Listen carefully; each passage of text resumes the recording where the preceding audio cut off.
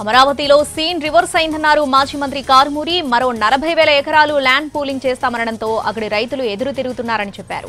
భూములు ఇచ్చేది లేదని ఎమ్మెల్యేలు అధికారులను వెళ్లగొడుతున్నారని అన్నారు. ఇప్పుడు అమరావతిలో సీన్ రివర్స్ అయింది తెలుసా మీకు?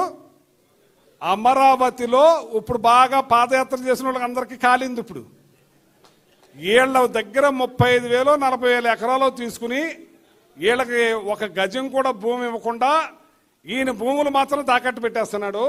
మళ్ళీ ఇంకో 40,000 ఎకరాలు కావాలన్నాడు. గో బ్యాక్, బయటకు పొండని చెప్పి చిచ్చేని కాండ్రిచ్చి ఉమ్మోస్తాడు. నిన్న అక్కడ ఏం చేస్తాడంటే తెలుసా? నారాయణరావు గారు అంటున్నారు, నారాయణ గారు ఈ ఆస్తిని ఈ గజాలని బ్యాంకులో తాకట్టు పెట్టేస్తాం మేము, తాకట్టు పెట్టి పెరిగిన తర్వాత అమ్మేసేసి అప్పు కట్టేస్తారంట.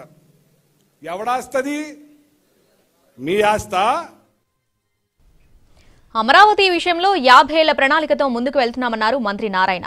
అదనపు ల్యాండ్ పూలింగ్ 7 గ్రామాలు అంగీకరించాయని, ఆ గ్రామాల్లో 20,494 ఎకరాలను ల్యాండ్ పూలింగ్ లో తీసుకునేందుకు సిఆర్డీఏ అనుమతి ఇచ్చిందని తెలిపారు.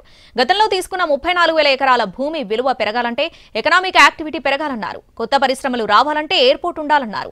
అందుకోసమే 2,400 ఎకరాల్లో స్మార్ట్ సిటీ, 2,500 ఎకరాల్లో స్పోర్ట్స్ సిటీ, 5,000 ఎకరాల్లో గ్రీన్ ఫీల్డ్ ఎయిర్పోర్ట్ అవసరమన్నారు మంత్రి నారాయణ.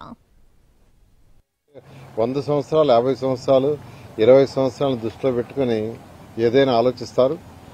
ఆ ఉద్దేశంతో వీటికి ప్రొక్యూర్ చేయమంటే ల్యాండ్ పూలింగ్కి ఏదైతే గ్రామ కమిటీలు జరిపి మీటింగ్ జరిపారో వాటిలో ఒక 7 గ్రామాలు ల్యాండ్ పూలింగ్ మమ్మల్ని ఈరోజు అథారిటీ సిఆర్డీకి యాక్చువల్గా యాక్సెప్టెన్స్ ఇచ్చింది.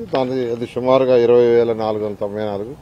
అంటే అన్నీ ఒకేసారి కాకుండా 1 by 1 చేస్తామని యాక్చువల్గా అధికారులు చెప్పారు. మ్యాన్ పవర్ సరిపోదని దాని మీద యాక్చువల్గా అమరావతి మండల ఏరియా అయితే అక్కడ యాక్చువల్గా 4 విలేజెస్, తుళ్లూరు అయితే 3 విలేజెస్, మొత్తం 20,494కి యాక్సెప్టెన్స్ జరిగింది.